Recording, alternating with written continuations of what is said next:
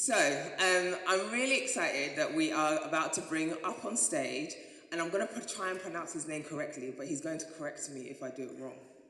Aren't you? Pressure. So, Emmanuel Asuquo. Look at that! Look at that! Come up. Guys, let's give another warm welcome to Emmanuel. Thank you. Hello. Hey everyone, how's everyone doing? Oh, it's one of those ones. No problem. It's okay. No, it's okay. God will punish them. It's not me. It's not my planet. It's all right. I'm God's child. Emmanuel, God with us. So God is here.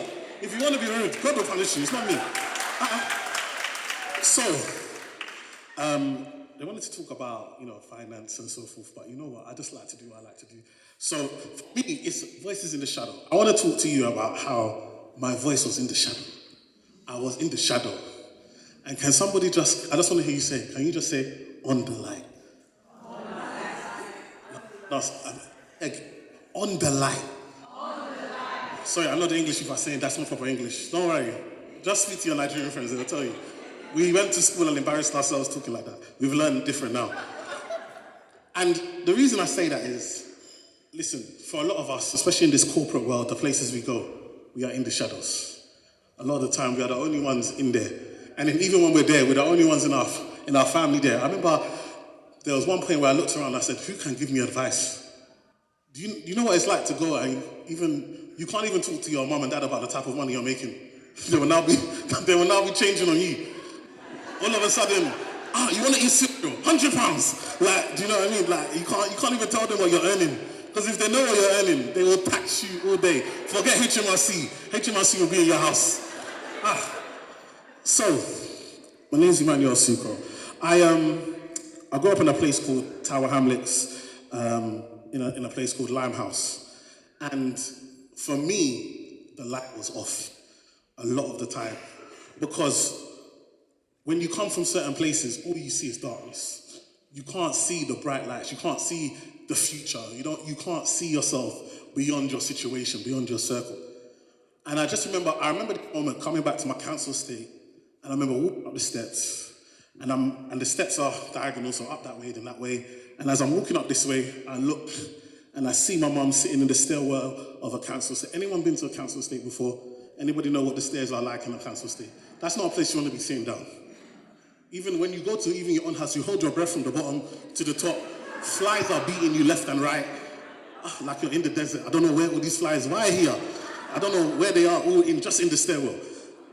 Now, I said, Mom, what's happened? She slipped over, sitting in the stairwell. I get her up, back in the house, change her clothes, we don't talk about it. The next day, if you saw the smile on my mum's face, I said, Mom, why are you smiling after what happened yesterday?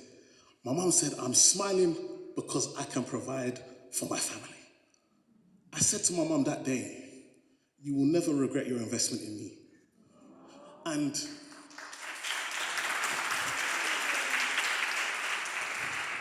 that small thing made me feel like, okay, cool. What am I going to do? I've said it now. I'm not. What am I actually going to do? How will I provide?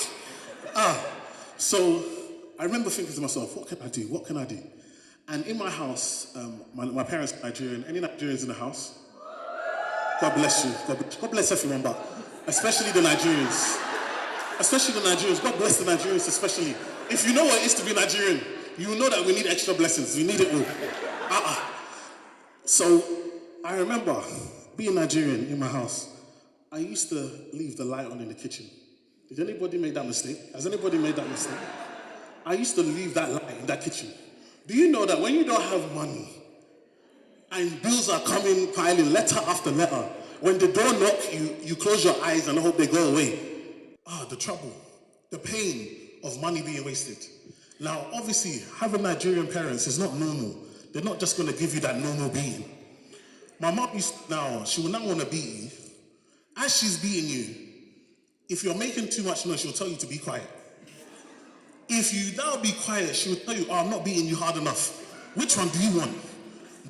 You don't know which one, you just have to faint. Does anybody know you just fall to the ground? Has anybody Has anybody, am I the only one?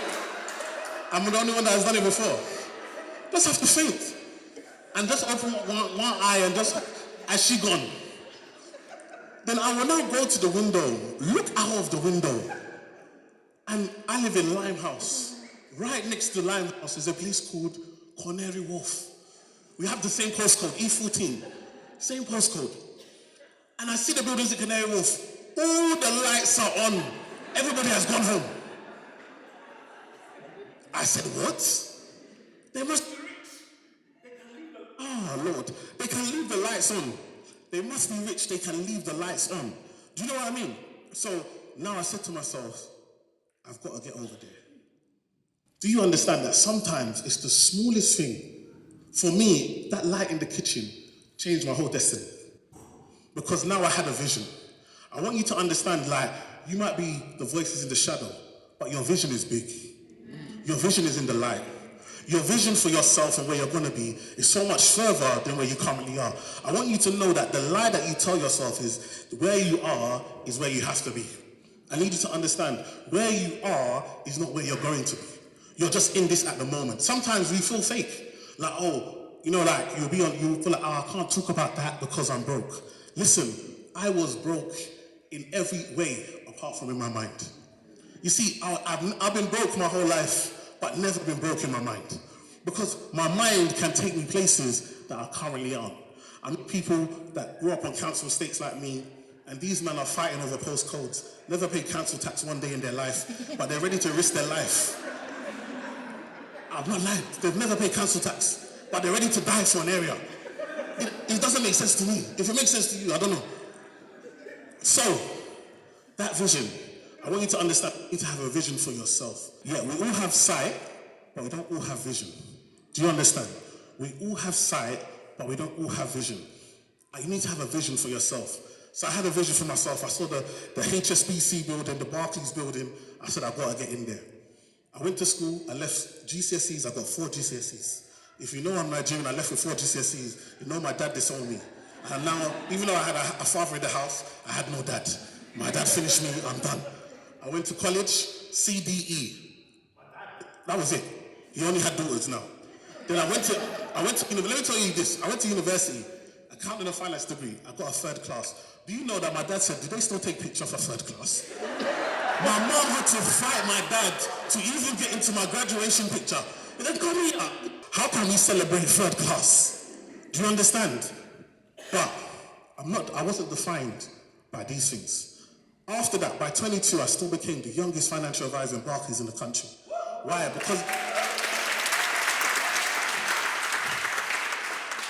Because I had a vision beyond my situation. You know, sometimes you're looking at your business, you're looking at your career, you're looking at your friends, especially with social media, you're saying, I'm a failure. I'm a failure. I need you to understand that failing is leading to your success. That failure is guiding you to the success you're about to achieve. You just need to be consistent in carrying on. Let me tell you something. I have consistently failed. That's why I'm successful. You understand? I failed so many times that all that's left is to win. Do you understand? I've lost so many races. The only race that's left is the one that I must win. I'm the only one running now. Wherever I am, I have to win this one. I've lost all the others. And so, now I get there, and we know what corporate is like, right? When you're in there. I'm the youngest in there. The average age is like 50.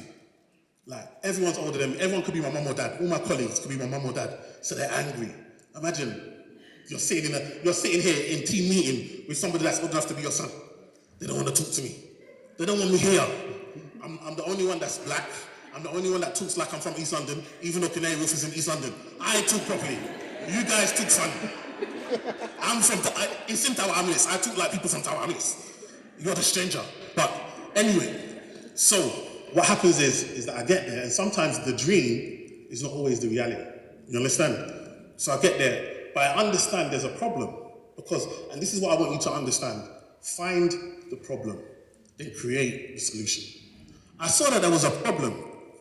I never saw anybody that looked like me or came from my background, that came from a council estate as a client or as a colleague. I said, there's a problem. Now I must solve it. So I went on social media and I started teaching people Now, I got made redundant from the banks. They didn't want me. I was too different. You know, they can't sack you because you're black. It's the culture. You know that one thing? You know that, it's that culture talk. You know how it is. You know what they're talking about. But we know what you're saying. But it's okay. HR has approved that one. That wording has been approved. So they let me go. No problem. So now I go online. I start teaching people. And Channel 4 see what I do. I get my first TV show. Then we have lockdown. Everyone's talking about money. We have George Floyd. We need a black person to talk about money. Here I am. I exist.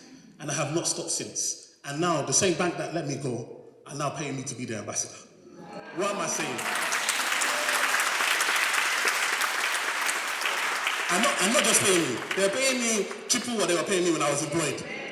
Because what am I saying is that they will catch up. Your voice, you might feel like your voice is in the shadow, but your experience, your culture, the things that you have been through, the value is high. You just have to stay consistent to it.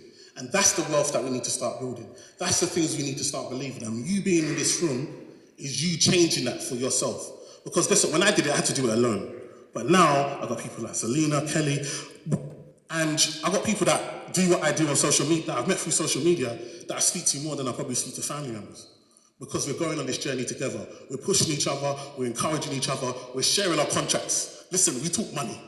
We're not just gonna let these brands come and give us any chicken change while they pay the other people different. Do you understand?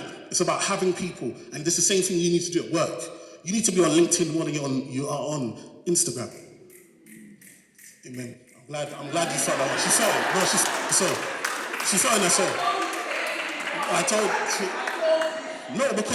Because you have to understand that for a lot of us, we are spending time on Instagram, and how much money has Instagram actually made us? Myself, I've been able to quit my job because of the money I make from Instagram. So I know how I'm using it. I'm self-employed because of the money I make for Instagram. I need you to now understand, if Instagram is not helping you become self-employed, go and meet somebody on LinkedIn that can help you change your situation. Remember, we're all one idea, one business partner, one investor away from changing our whole generation's life. Thank you.